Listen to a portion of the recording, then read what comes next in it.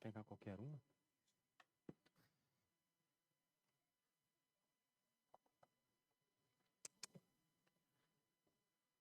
Bom dia a todos, mais uma vez. Só um minutinho.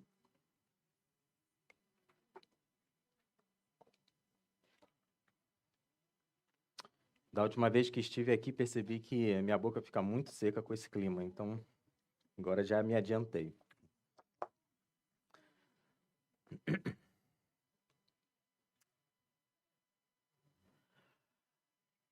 Eu não sei se todos sabem, mas na lei antiga, testemunhas e testemunho era algo muito valorizado.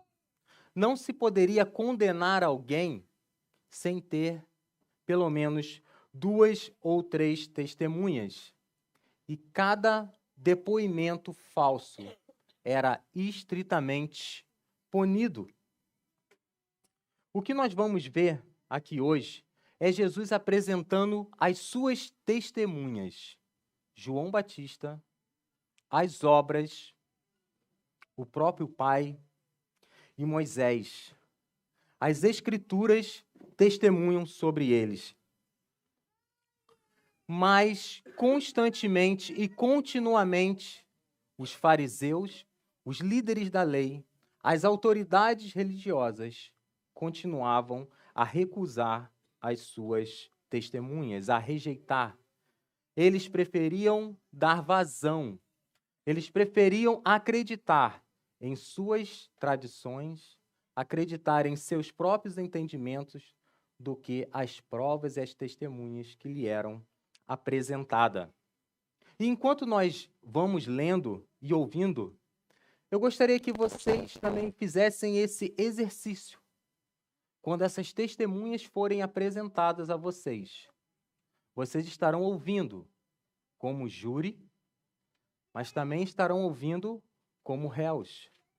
Porque ao mesmo tempo em que vocês julgam essas testemunhas, julgam essas provas, vocês também estarão sendo julgados. E nós vamos perceber que esse julgamento, ele não se trata daquilo que nós conhecemos, mas daquilo que nós fazemos com o que conhecemos. O apóstolo João, então vocês já sabem para onde estamos indo, ele no capítulo 5, ele vai nos mostrar como o poder e a misericórdia de Deus, eles agiam para transformar vidas, não só da forma material, de cura, mas também da forma espiritual, mostrando o seu poder, a sua divindade, mas ainda assim, não por falta de provas, alguns continuavam a rejeitá-lo. Por isso eu peço que vocês abram suas Bíblias em João 5. João, capítulo 5. Como é um capítulo, para não ficar algo muito extenso, vocês já podem ter uma noção do panorama do capítulo, mas ele é dividido praticamente em 3 grandes partes, que vai ser a primeira parte, a cura desse paralítico. A segunda parte, nós veremos ali o surgimento de um conflito entre as autoridades religiosas para com Jesus. E no final, veremos essas testemunhas sendo apresentadas. Ok? Então, capítulo 5, verso 1. Eu vou lendo em partes e dando umas paradas. Diz assim a palavra do Senhor, em João 5, capítulo 1. Passadas essas coisas, havia uma festa dos judeus, e Jesus subiu para Jerusalém. Ora, existe ali, junto à porta das ovelhas, um tanque chamado em hebraico Betesda, o qual tem 5 pavilhões. Neste jazia uma multidão de enfermos, cegos, coxos, paralíticos, esperando que se movesse a água, porquanto um anjo descia em certo tempo, agitando-a. e o primeiro que entrasse no tanque, uma vez agitada a água, sarava de qualquer doença que tivesse. Estava ali um homem enfermo, havia 38 anos. Jesus, vendo-o deitado e sabendo que estava assim há muito tempo, perguntou-lhe: Queres ser curado? Respondeu-lhe o enfermo: Senhor, não tenho ninguém que me ponha no tanque quando a água é agitada, pois enquanto eu vou, desce outro antes de mim. Vamos parar por aqui. Algumas informações. Passadas essas coisas, então os eventos mais recentes que nós temos aqui perto de João 5, era o começo do ministério de Jesus, aonde ele ainda não era muito conhecido, e a partir daqui, logo, né, nos versículos próximos, nós vamos ver a cura do filho de um oficial de um rei, de uma pessoa importante, e também o primeiro milagre de Jesus, que é a transformação da água em vinho. Então, passadas essas coisas, havia uma festa dos judeus. Não se sabe exatamente que festa era essa. Alguns comentários dizem que pode ser o Purim. Mas havia então essa festa e Jesus subiu para Jerusalém. Ali o texto também nos diz algo diferente, né? Havia um tanque chamado em hebraico Betesda. Não agora, mas depois, se os irmãos quiserem procurar na internet, ainda existem ruínas desse tanque. Betesda é uma palavra em grego que significa casa da misericórdia. É como se fosse... eu tive que anotar aqui porque eu esqueci o primeiro nome. É como se fosse uma espécie de Beatriz Ângela, onde os enfermos, os cegos iam para lá, só que a diferença é que lá não tinha médico, não tinha enfermeiro, eles tinham apenas essa expectativa. O texto aqui, ele relata algo, mas não sabemos se isso realmente acontecia, que esse anjo entrava lá e curava essas pessoas. Mas o que nós sabemos é que as pessoas que estavam ali estavam doentes, enfermas, e tudo o que elas tinham de esperança para as suas enfermidades era que um anjo, em algum momento, descesse na água e agitasse. Mas nem todos seriam curados, apenas um. Triste, não é?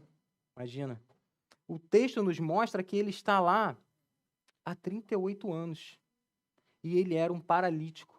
A palavra usada aqui, a ideia é uma pessoa ressecada, é uma pessoa seca. Alguma doença fez com que aquele homem ficasse dessa forma. E ele estava ali há 38 anos, vivendo uma expectativa de algo, de certa forma até místico, acontecesse, e ele nunca conseguia entrar naquele tanque. Não tinha quem o levasse lá. Além das suas dores, ele tinha a frustração. Não são 38 dias, não são 3 horas e 8 minutos, que já seriam muito. Quem nunca aí esperou, de repente, num hospital, nenhuma emergência, 1, 2, 3 horas. Imagina 38 anos da sua vida e você ainda ter que disputar a vaga com alguém. Era a situação deste homem. Mas naquele dia foi diferente. Naquele dia, esse anjo não passou pela água, mas o anjo do Senhor veio em vida, em corpo. E ele foi direto para aquele homem. Ele olhou para ele, se compadeceu dele e perguntou: Queres ser curado? E a resposta dele é: Mas, Senhor, quem vai me levar para lá? Ele estava de frente para toda a solução da sua vida, mas ele só conseguia enxergar aquilo que durante 38 anos ele viveu e aprendeu. Não tenho esperança, a não ser que um anjo desça e agite essa água e eu tenha quem me coloque lá. O texto então continua. Vamos lá para o verso 8? Então lhe disse Jesus: Levanta-te, toma o teu leito e anda. Imediatamente o homem se viu curado e, tomando o leito, pôs-se a andar. E aquele dia era sábado. Por isso, disseram os judeus ao que fora curado: hoje é sábado, e não te é lícito carregar o leito. Ao que ele lhes respondeu: o mesmo que me curou me disse: toma o teu leito e anda. Perguntaram eles: quem é o homem que te disse: toma o teu leito e anda? Mas o que fora curado não sabia quem era, porque Jesus já se havia se retirado, por haver muita gente naquele lugar. Mais tarde, Jesus encontrou no templo, ele disse: olha, já que estáis curados, não pequeis mais, para que não se suceda coisa pior. Então, temos agora esse novo momento. Aquele homem é curado. Jesus fala imediatamente, 38 anos de sofrimento, de dor física desaparecem. Ele levanta e anda. E ao chegar ali para o que seria naquela época os seus líderes, os seus anciões, os seus pastores, os seus presbíteros, que conheciam aquele lugar e conheciam aquele homem há 38 anos, ao invés deles glorificarem a Deus, o que eles falam para ele? Por que você está carregando coisas no sábado? Gente, para ver a cegueira e a loucura. Como determinadas formas de enxergar a vida sem Jesus, determinadas tradições, a autossuficiência, deixa a pessoa cega ao ponto de ver alguém que não andava, que estava ali enfermo há 38 anos, andando, carregando algo. Alguém que era ressequido, não podia se mexer, dependia de outro. E o que ele pergunta é: por que você está fazendo isso no sábado?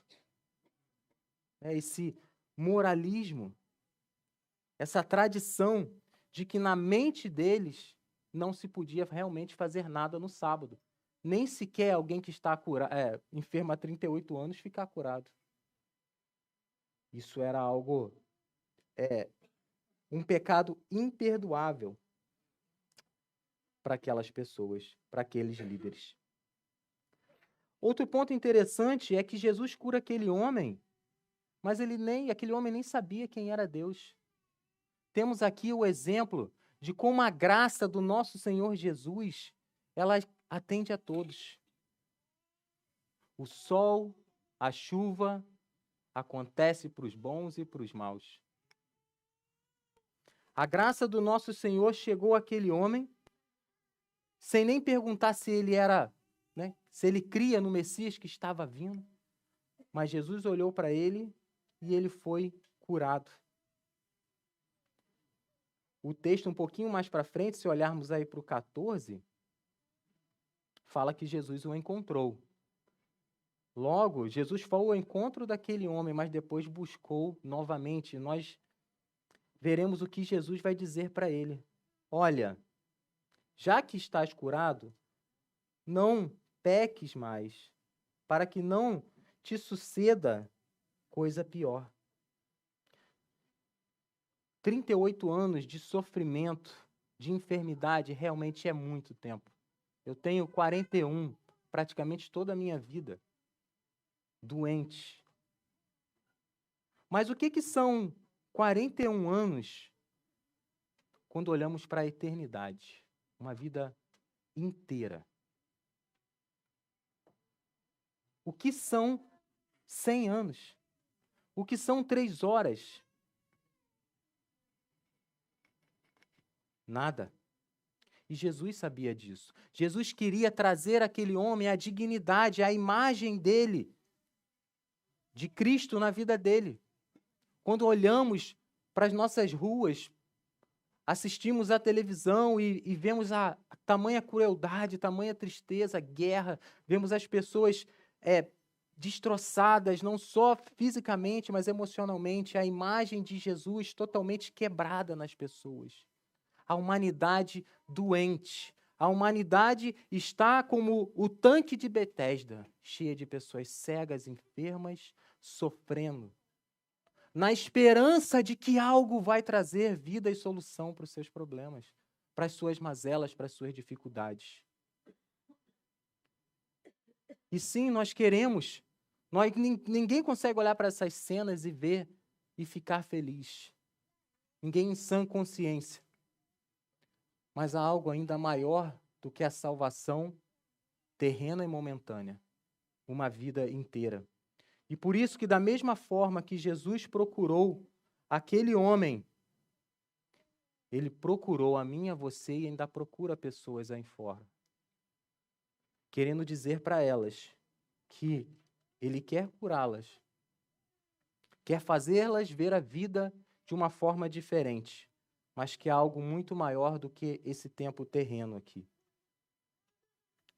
Porque pode-se suceder, como o texto vai dizer, coisa muito pior. Voltemos então à nossa leitura agora no verso 15.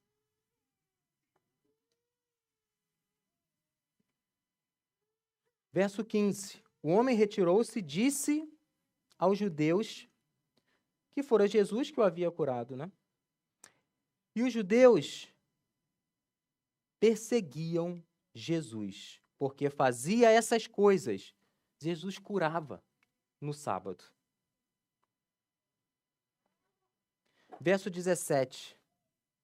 Mas ele, Jesus, lhes disse: meu pai trabalha até agora, e eu trabalho também.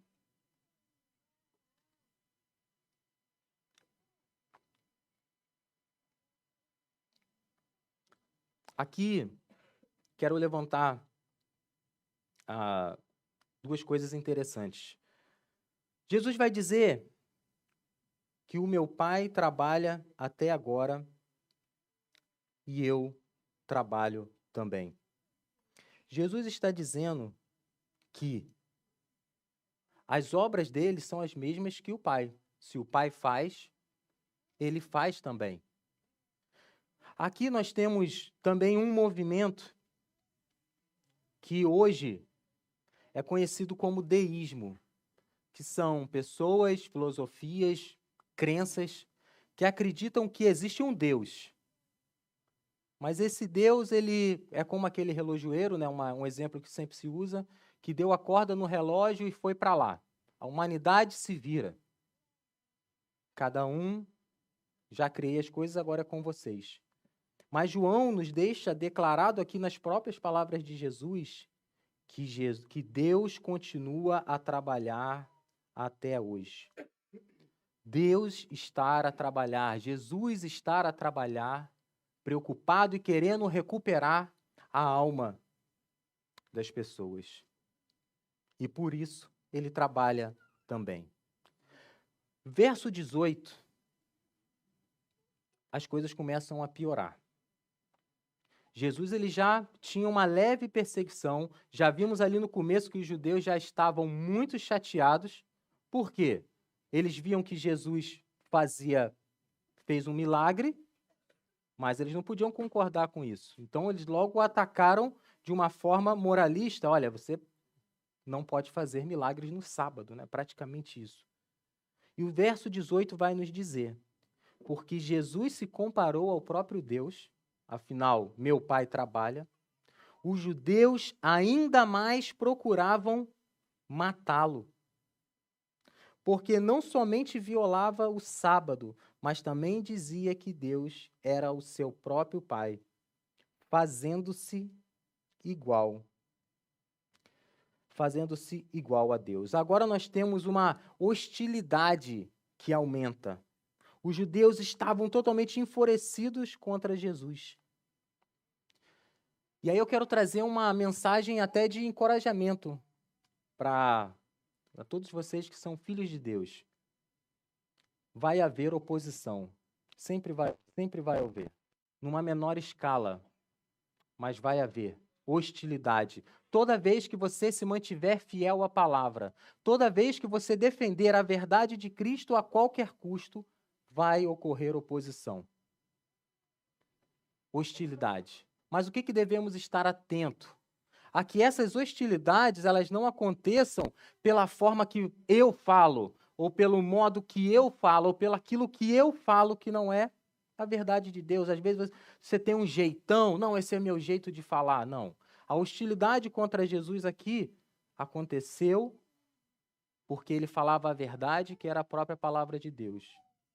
Então, tome cuidado para que você, de repente, não sofra hostilidade porque você está sendo, de repente, um moralista, como esses judeus foram, porque você não está agindo e falando a verdade em amor, mas estejam preparados, porque essa hostilidade, ela virá. Seguimos, então, a nossa leitura.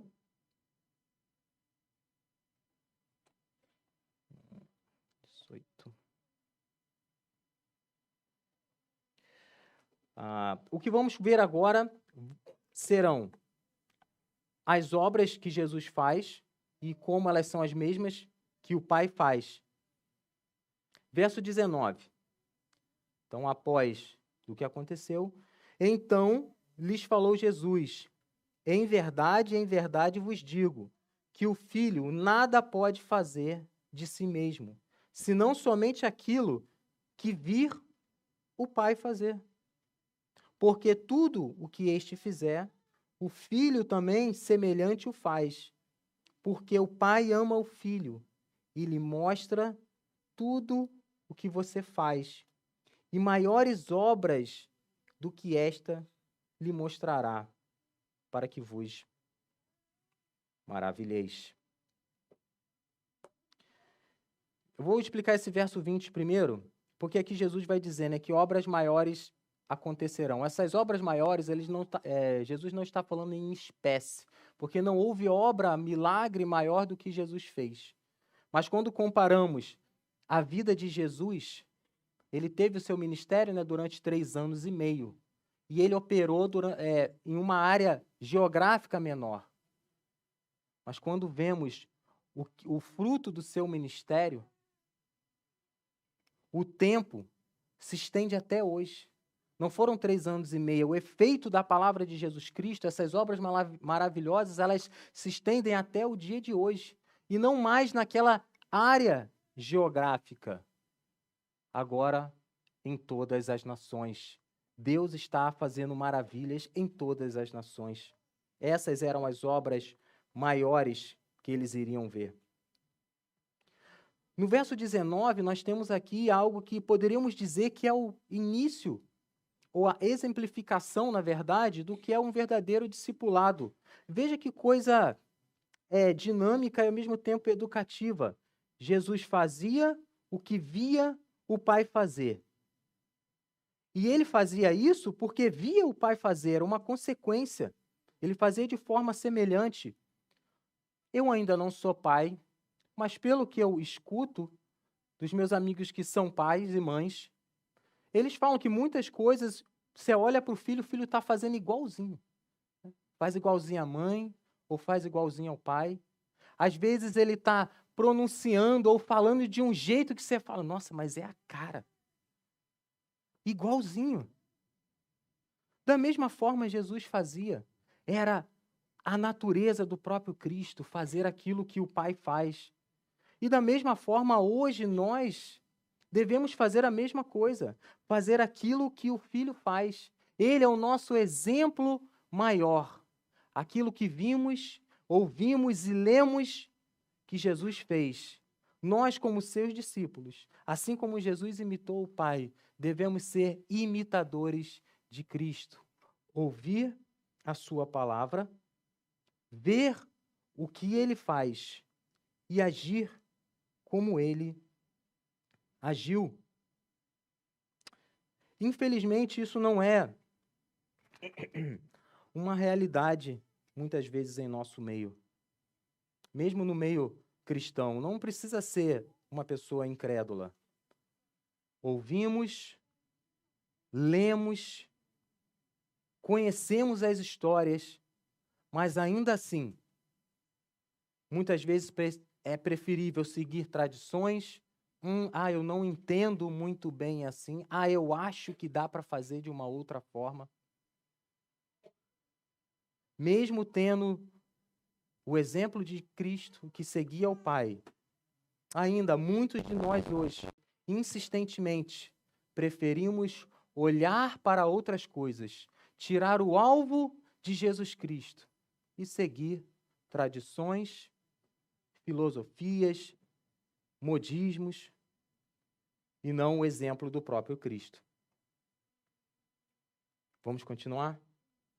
Jesus, então, agora dá a prova, né, do que ele faz com a sua explicação. Ele já disse que ele faz o que o Pai faz, porque o Pai não parou de trabalhar. Verso 21.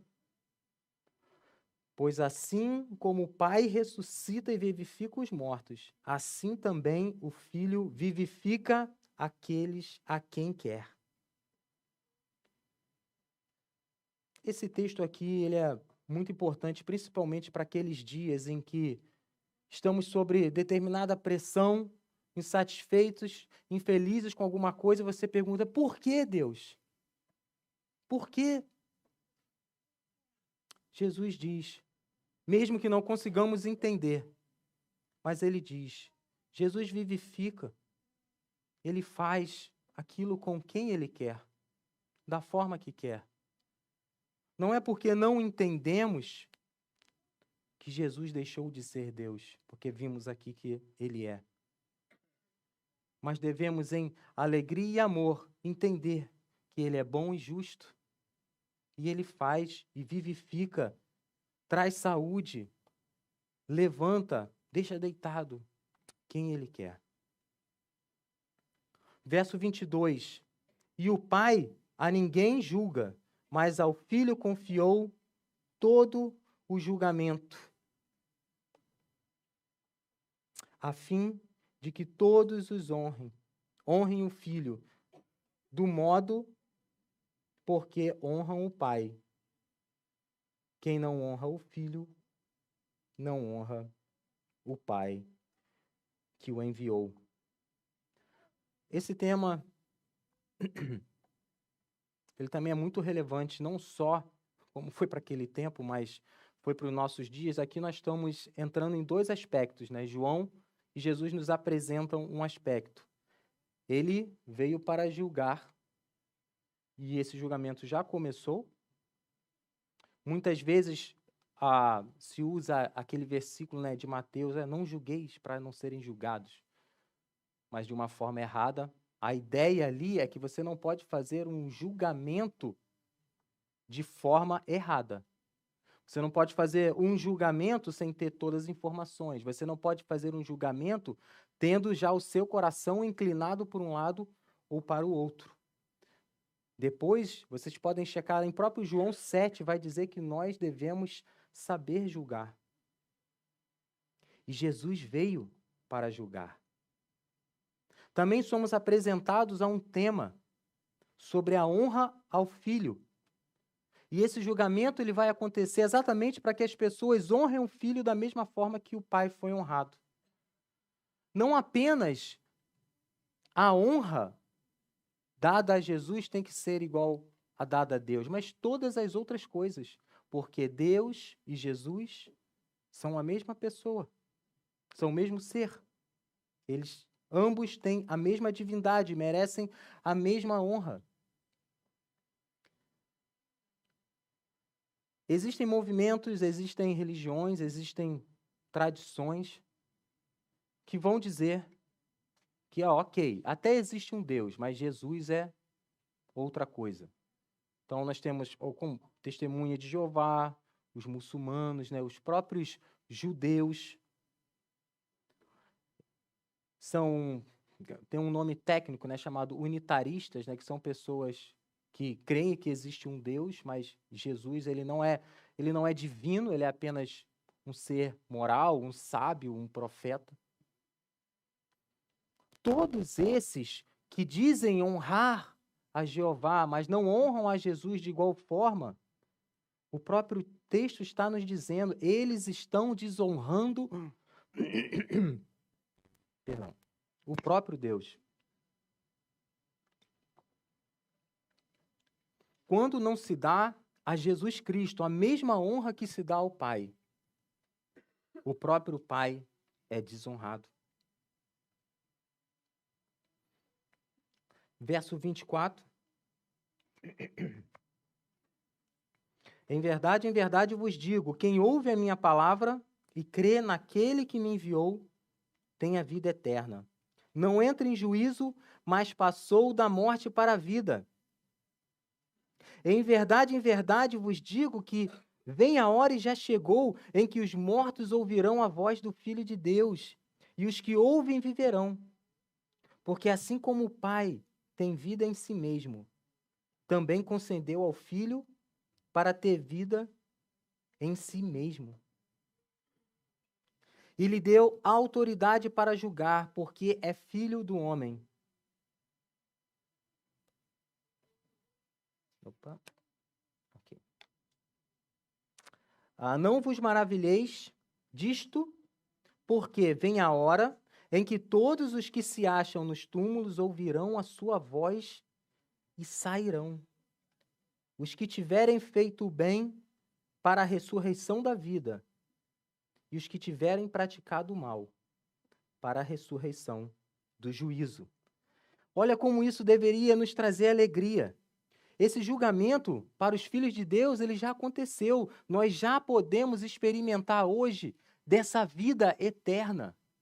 Não mais condenados, mas por causa do sacrifício de Cristo, podemos viver, mesmo que ainda não plenamente, mesmo ainda sofrendo dores de coluna, divisões, passando por dificuldades, já podemos experimentar dessa nova vida. Já passamos pelo juízo, já temos essa vida eterna garantida em Cristo Jesus. Ele é o nosso garantidor. E como Jesus vai dizer, vem a hora e já chegou, então já é agora, em que os mortos ouvirão a voz do Filho. E aqueles que ouvirem, viverão. Nós sabemos, o apóstolo Paulo vai trabalhar muito nesse tema, né? Todos aqueles que não têm Cristo, todos que nós um dia não tínhamos Cristo, estávamos mortos em nossos delitos e em nossos pecados. E morto não faz nada, né? Morto precisa ser ressuscitado. Isso é tanto uma mensagem de esperança, como também uma mensagem de autoavaliação. Não para que você fique, será que eu sou salvo? A sua salvação, e nós veremos aqui, ela está pela própria obra em Cristo. Mas assim como temos visto e veremos mais, não se trata apenas de proferir, mas se trata de viver a vida transformada por Cristo, viver essa vida eterna hoje.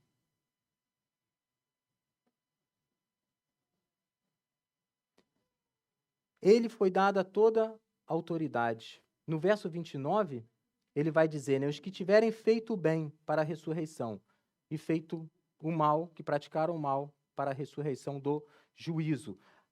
Pode parecer uma questão aqui, novamente, como dissemos, de obras, mas não tem a ver com obras, né? Aqueles que fizeram o bem significa aqueles que ouviram a palavra, ouviram as testemunhas, viram o que foi apresentado de Cristo, reconheceram que precisam desse Cristo e o seguiram. E aqueles que praticaram o mal, aqueles que tiveram conhecimento das testemunhas, tiveram contato com a palavra, ouviram da boca das pessoas sobre quem era Cristo, o recusaram. Esses entrarão para o juízo. Verso 30, continuando a nossa leitura. Eu nada posso fazer de mim mesmo. Na forma que ouço, julgo. O meu juízo é justo, porque não procuro a minha própria vontade, e sim daquele que me enviou.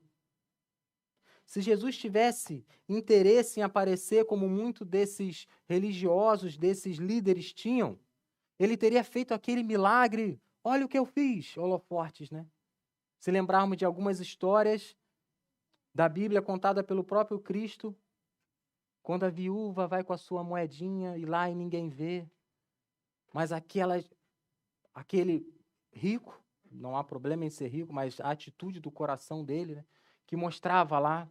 E temos que lembrar, hoje, você pode ir com o cartão e dar um tap, né, faz um Pix, aqui é outro nome, né? Mas você faz uma transferência. Naquela época, era aqueles igual filme mesmo, que chega filme do Velho Oeste, com aquele saco de dinheiro, eles faziam questão de se mostrar.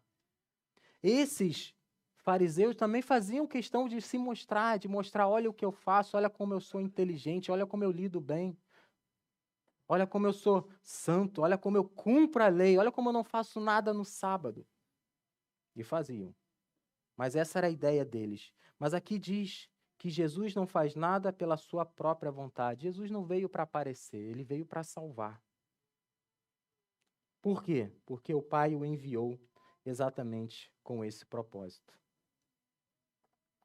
Agora vamos chegar no momento das testemunhas. Elas entrarão e vocês as ouvirão e tirarão as suas próprias conclusões. Primeira testemunha, o apóstolo João Batista. Verso 31. Jesus vai iniciar mostrando aquilo que nós ouvimos no começo, que vocês ouviram no começo. Se eu testifico a respeito de mim, o meu testemunho não é verdadeiro. Eu ainda não precisei fazer isso, mas eu não sei se aqui é igual, mas quando você quer mostrar que aquela assinatura é sua, você não chega lá com o documento, não, essa assinatura é minha, né? Você precisa de uma testemunha, alguém que... Lá no Brasil é cartório, eu não sei, aqui funciona igual também, um cartório? Você vai lá, mostra, ele vai ver, vai conferir, ok. Por quê? Porque se você fala de si mesmo, né, fica meio suspeito, né, fazer propaganda de si mesmo. E Jesus já começa deixando claro, porque eles julgavam e eles sabiam disso. Então, se eu testifico de mim mesmo, meu testemunho não é verdadeiro. Não quer dizer que Jesus não estava falando que o que ele fala era mentira. Mas, pelo contrário, ele está introduzindo o que vai começar a ser o argumento dele. Olha, eu não vou nem precisar falar de mim. Só veja. Então, vamos lá para o verso 32. Outro é o que testifica a meu respeito, e sei que é verdadeiro o testemunho que ele dá de mim. Agora, vocês mandastes mensageiros a João, e ele deu testemunho da verdade. Eu, porém, não aceito testemunho humano. Digo-vos, entretanto, estas coisas para que sejais salvos. Então, Jesus chega falando, ó, o testemunho de uma pessoa, de mim mesmo, não vale. Então, eles mandaram pessoas que eles conheciam. Nós vamos ver isso logo no começo. Eles vão até João e perguntam, quem é você? Você é o Elias? Você é o Messias? E João vai dizer, né, eu não sou digno nem de desatar as sandálias. João vai dizer que o Messias era aquele que, inclusive, estava ali. Ele era apenas aquele que veio antes para preparar, mas que Jesus era muito maior do que ele. Mas esses homens, os judeus, mandaram testemunhos de homens. E Jesus vai dizer, olha, eu não aceito testemunho. O que são esses testemunhos de homens perante ao testemunho do meu Pai? Contudo, da mesma forma que Jesus chegou àquele paralítico para dizer, para não pecar mais, para que não aconteça coisa pior, Jesus vai dizer, olha, entretanto, eu estou lhe dizendo essas coisas para vocês que manejam aí as Escrituras, para que vocês sejam salvos. Jesus confronta o coração deles mais uma vez. E ele diz, eu vou fazer essa explicação porque eu me interesso pela vida de vocês, eu quero que vocês sejam salvos. Verso 35, continuando, Jesus falando de João, ele era a lâmpada que ardia e alumiava, e vós quisestes por algum tempo alegrar-vos com a sua luz. Então, João Batista era uma pessoa muito quista. Era alguém conhecido em toda a região, e eles gostavam até de João Batista. Mas Jesus está dizendo, João Batista, ele era só como aquele lugar que a gente coloca, tipo uma vela para candelar, como é que chama? Candeia, boa. João Batista era só a candeia. Se você deixa a candeia sem a luz, não vai alumiar nada. Mas se você bota a luz dentro da candeia, aquilo fica ainda maior. Jesus está dizendo para eles, João não era a luz, eu sou a luz. Nós cantamos isso hoje nas músicas. Jesus é a luz. Verso 36. Agora, próximo testemunho de Deus. Mas eu tenho maior testemunho do que o de João, porque as obras que o Pai me confiou para que eu realizasse, essas que eu faço, testemunham ao meu respeito, de que o Pai me enviou. O Pai me enviou. Esse mesmo é que tem dado testemunho de mim. Agora vocês jamais têm ouvido a sua voz, nem visto a sua forma. Também não tendes a sua palavra permanentemente em vós, porque não credes naqueles a quem enviou.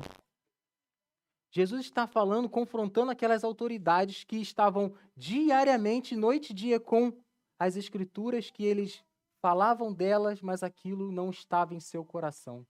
De repente, até em algum momento ou outro, aquilo dava um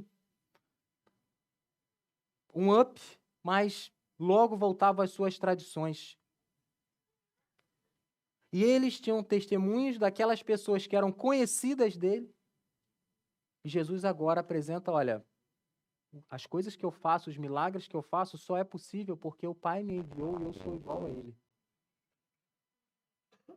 Por isso, não é nem o testemunho de João que vai falar muita coisa, apesar dele ser muito quisto por vocês, mas é o testemunho do próprio Pai. Agora vocês não o conhecem. E Jesus vai explicar por que eles não o conhecem, não têm visto, nem ouvido a voz de Deus. Verso 39. Entra a próxima testemunha. Já tivemos João Batista, Deus. Já tivemos as obras no começo também. E agora temos as Escrituras. Verso 39. Examinais as Escrituras, porque julgais ter nela a vida eterna, e são elas mesmas que testificam de mim. Contudo, não quereis vir a mim para ter a vida eterna. Os judeus, eles estavam errados e certos ao mesmo tempo. Por quê? Eles examinavam as Escrituras. Apesar de hoje nós, quando falamos Escrituras, eu acho que automaticamente vem a Bíblia completa, né? Mas naquela época eles só tinham a Torá, né? O Antigo Testamento. Mas eles examinavam as Escrituras, mas eram incapazes de enxergar que as Escrituras falavam do próprio Cristo, do Messias. Todos os sinais que Jesus tem dado até aquele momento, o que ele tem falado, revela quem ele é. Mas eles estavam tão cegos em sua autossuficiência, aquilo que eles criam ser o correto, o melhor, que eles não conseguiam enxergar o próprio Cristo. E eles não queriam ir até ele para ter a vida eterna. Continuando. 41. Eu não aceito glória que vem de homens. Elogios. Sei, entretanto, que não tendes em vós o amor de Deus. Eu vim em nome do meu Pai, e não me recebeis. Se outro vier em seu próprio nome, certamente o recebereis. Como podeis crer, vós, os que aceitais glórias uns dos outros, e, contudo, não procurais a glória que vem do Deus único? O que Jesus está falando? Jesus não veio ali os bajulando, falando, olha como vocês são inteligentes, olha como vocês são... Não, Jesus veio mostrando a palavra dele como ela deveria ser. E isso os deixou enfurecidos. E ele vai dizer, agora se vem outros elogiando, olha, você prega bem, hein? Fala bem, ó, tocou no meu coração essa mensagem. Olha como você cumpre todas as regras. Se fosse esse, vocês o aceitariam. O apóstolo Paulo, nas suas cartas, vai dizer muito sobre isso. Cuidado. Cuidado com aquelas pessoas, com os falsos mestres que chegam e estão no meio de vocês. Vão saber falar bem, vão saber receber bem, mas eles não têm a Cristo. E aí fica um alerta sobre os falsos mestres, ou esses que falam de si mesmo, né? Tem muitas, olha, eu sou doutor, PhD, pós, pá. Você não conhece a vida, mas ele chega logo, né, com aquele diploma gigante, você fica, pô, que é PhD, eu vou falar o quê? Né? Essa autoridade. E eles gostavam disso. E quem gosta de usar isso para ganhar posição, também gosta disso. Mas isso não revela, na verdade, não revela uma vida de piedade. E muitos deles podem se infiltrar, inclusive, no nosso meio. Os falsos mestres. Falsos mestres, eles são falsos, mas eles são mestres. Eles sabem enganar. E eles sabem enganar porque ele também sabe o que está no nosso coração pecaminoso. Quem não gosta de receber um elogio, né? Quem não gosta? Mas aqueles homens estavam tão cegos pela sua autossuficiência que foram incapazes de ver o próprio Messias na frente deles. Vocês viram isso junto comigo. Um homem foi curado e eles estavam se preocupando porque ele estava carregando algo no sábado. Isso não é só história, isso acontece na vida real hoje, quando falamos para as pessoas desse Cristo. Mas eles querem certamente ouvir outros.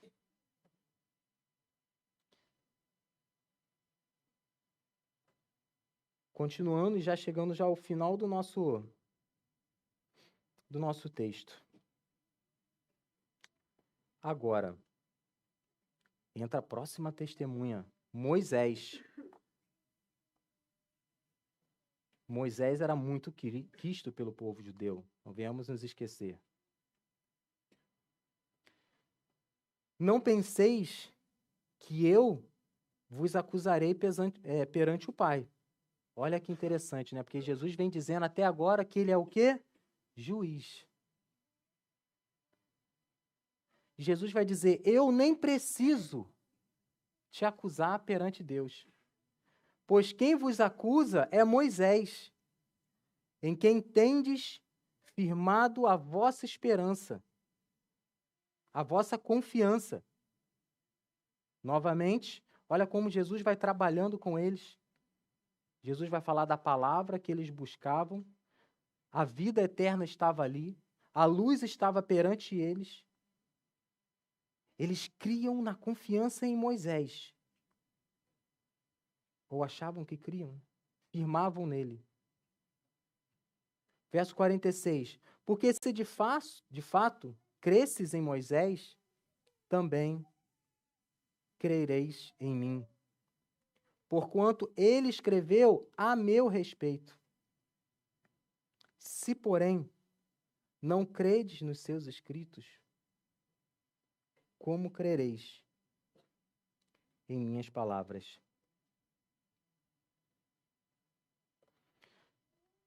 Os fariseus falavam muito de esperar em Cristo, no Messias, crer no Messias, mas estavam de frente para ele e não conseguiam enxergar.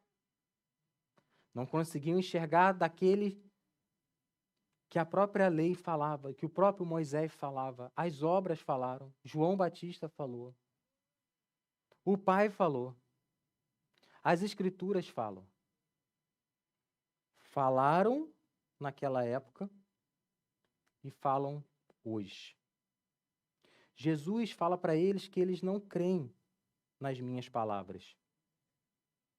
Mesmo hoje, muitos de nós, muitos que estão aqui, podem, assim como os fariseus, ler a Bíblia todo dia, se debruçar, manejar, mas quando na vida prática é preciso deixar as Escrituras, o poder de Cristo trabalhar, começa a dar ouvidos a outras autoridades, outros pensamentos, outras filosofias. Ah, não, isso era só... Não, não era bem assim. Ah, não, peraí. Fazendo certo, procurando nas Escrituras, mas estando cego, não conseguindo ver.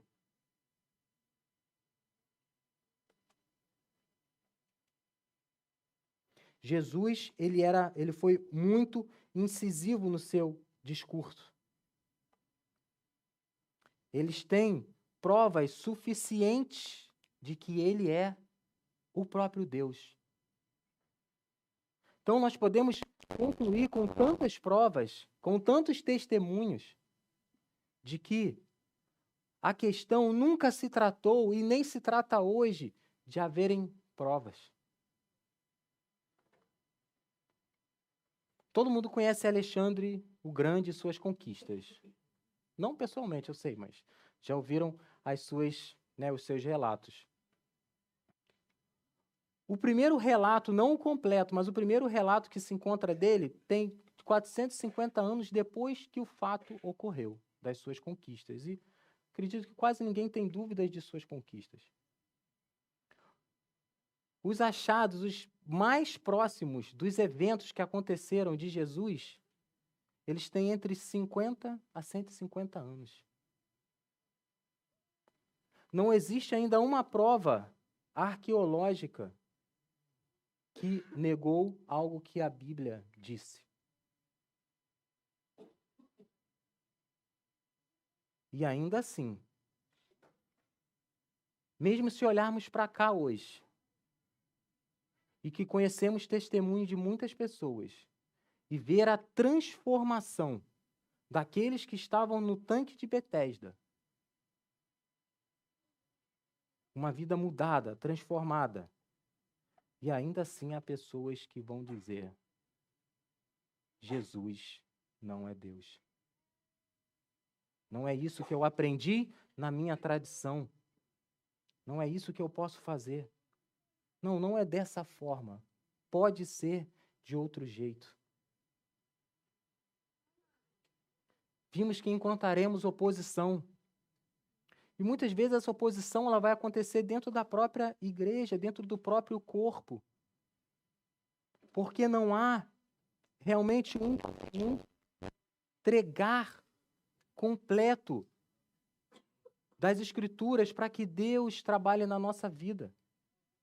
Quando olhamos as qualificações em Timóteo e Tito, que Paulo vai dar para os presbíteros e diáconos, vemos ali coisas muito boas. E alguns acham que aquilo é só para presbítero e diácono. Mas com um breve exame podemos ver que não é. Ou ao que alguma esposa, alguma noiva, alguém que está pensando em se casar, não gostaria que seu marido fosse esposo de uma só mulher. Que ele fosse hospitaleiro, que ele não fosse pão duro. Aquilo é para todos nós. Viver uma vida cristã, ser cristão é algo sobrenatural. Como nós vimos aqui, não vai depender, é impossível pelas nossas forças. É impossível tantas coisas que Deus nos fala. Tomar, se alguém lhe agredir, dê a outra face. Logicamente, isso é humanamente impossível. É preciso o amor de Cristo, o poder de Cristo transformador, para quando você está ali com o seu filho doente, de repente recém-nascido, com situações acontecendo e você não sabe, e continuar amando a Deus e dizer, sabendo que Ele é justo e bom, sabendo que há um propósito nisso. É muito difícil sem Cristo você ver um casamento que está com muitas dificuldades, às vezes houve até uma traição, coisas severas, e você se manter fiel, porque o amor cobre uma multidão de pecados. É muito difícil olhar para tantas guerras, para tanta desordem e destruição, e não se encher de ira e querer fazer algo. É somente com o poder de Jesus Cristo. Por isso que João nos mostra aqui o que as suas vidas, meus irmãos, que têm a Cristo aqui, mostram é que existe um Deus, existem provas físicas, provas históricas. A nossa fé é uma fé histórica. E ainda assim há uma recusa no coração, por causa de tradições, por causa de autossuficiência, daqueles que não têm Cristo. Mas também, para nós que o temos, há uma recusa, como vimos muitas vezes, de crer que Jesus, ele é bom e justo, de realmente levar até o fim, pelo poder de Jesus Cristo, pela força nele, viver diariamente uma vida cristã. Nós podemos também ser incrédulos se não nos mantivermos firmes em Jesus Cristo. Mas há testemunhas, e elas falam. Algo para encorajar vocês, meus irmãos, que quando em algum momento desafiarem a sua fé, fiquem firmes. Isso vai acontecer. Com um rápido Google, você consegue até respostas rápidas para muitos questionamentos. Você não tem que saber detalhes filosóficos, históricos, ajuda, mas você não tem que saber aquilo. Mas você tem que ter uma vida em que a sua vida realmente resplandeça a sua fé em Jesus Cristo. É isso que vai te manter firme. Não vão ser provas que vão existir ou não, que vão surgir. Quando surge é legal, a gente fica feliz, mas isso não é nada, é o poder vivificador na sua vida que vai valer. Viva uma fé em Cristo Jesus, genuína. Deixa que o seu ser realmente resplandeça, que as suas obras, não porque você quer algo de Deus, mas porque você imita o Pai, imita o Filho, as suas obras transpareçam quem você é.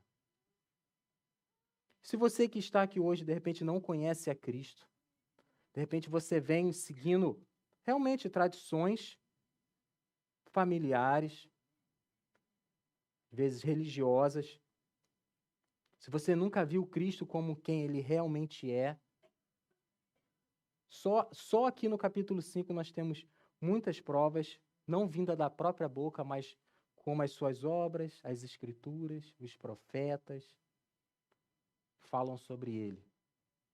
Reflita, porque não sabemos o dia de amanhã. Não sabemos o que nos acontecerá hoje quando saímos daquela porta. Ainda há tempo de você poder viver hoje uma vida plena em Jesus Cristo, com a certeza que, num piscar de olhos, você não estará mais em juízo, mas você já foi julgado em Jesus Cristo e estará com o Pai. E um dia todos nós estaremos juntos. Acima de tudo, lembremos, as Escrituras falam de Cristo, mas a sua vida, o que você é, também fala muito. Não se esqueça disso. Cristo, ele é real, ele é poderoso. Amém? Vamos orar?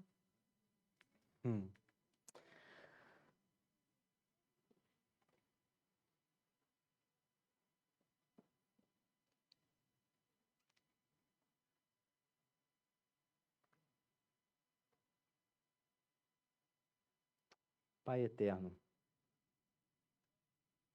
obrigado, Deus, porque o Senhor abriu os nossos olhos. Obrigado porque estávamos cegos em nossos próprios entendimentos um dia, vivendo a vida da forma que achávamos melhor, doentes e às vezes nem sabíamos. Não sabíamos disso, condenados pelo nosso próprio pecado. Mas o Senhor nos achou. Obrigado, Pai, porque não precisamos viver confiantes no acaso, mas sabemos que há um Deus soberano que age sobre a vida, sobre a morte.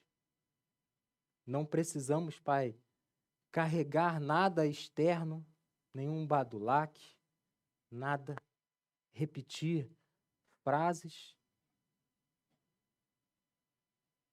Precisamos carregar Cristo em nós. Nos ajuda, Senhor. Tem misericórdia de nós. A sua palavra nos mostra que é pela sua graça, Deus. É somente pela sua graça. Para vivermos uma vida digna,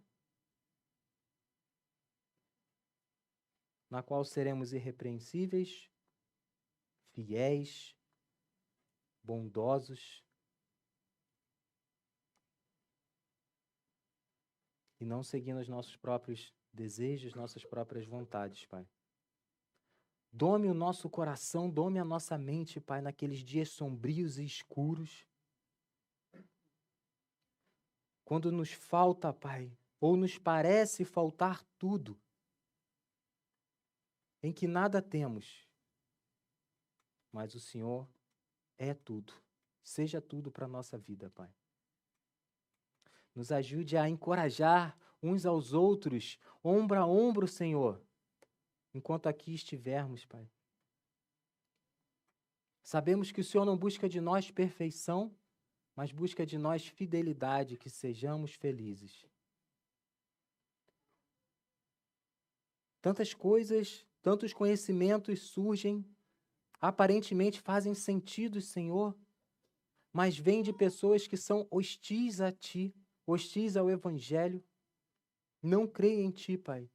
Livra a nossa mente, o nosso coração de se enveredar, de beber dessa água, Senhor, mas que sejamos lavados pela Sua água. Que tenhamos sede, fome das Escrituras, que não sejamos como esses ou muitos que manejam a Sua palavra, mas ela é apenas uma coleção de livros, ela não transforma. Mas pelo contrário, Pai, que sejamos transformados pela Sua Escritura. Sempre, Senhor. Que ela sempre nos conforte, que ela sempre nos confronte, Senhor. E pedimos, ajuda aqueles que ainda não Te conhecem, Pai. Ajuda eles a crer. Ajuda eles a ver que a luz veio ao mundo. Ajude a eles, Pai, a enxergar, a cair a escama dos seus olhos, a não viverem pelos seus próprios entendimentos, Pai. A não serem sábios segundo os seus próprios ensinamentos. A romperem, Pai, com tradições, com ritos tão antigos, que fazem parte, inclusive, da sua história, Senhor. Dê a eles a força e a ousadia em Cristo, porque somente em Cristo, Pai, coisas tão profundas conseguem ser arrancadas. E que a nossa vida, Senhor, seja um espelho daquilo que Cristo foi. Que os nossos ouvidos estejam sempre atentos, alertas para ouvir a Tua voz, a voz do Espírito Santo. Que possamos olhar para as Suas obras e querer fazer também, Senhor.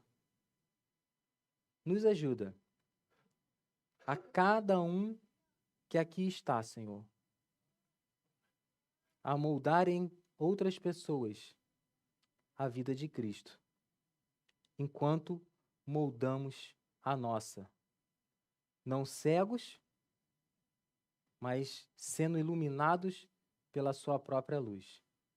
É o que eu te peço e lhe agradeço, e peço unicamente pelas obras de Jesus Cristo. Amém.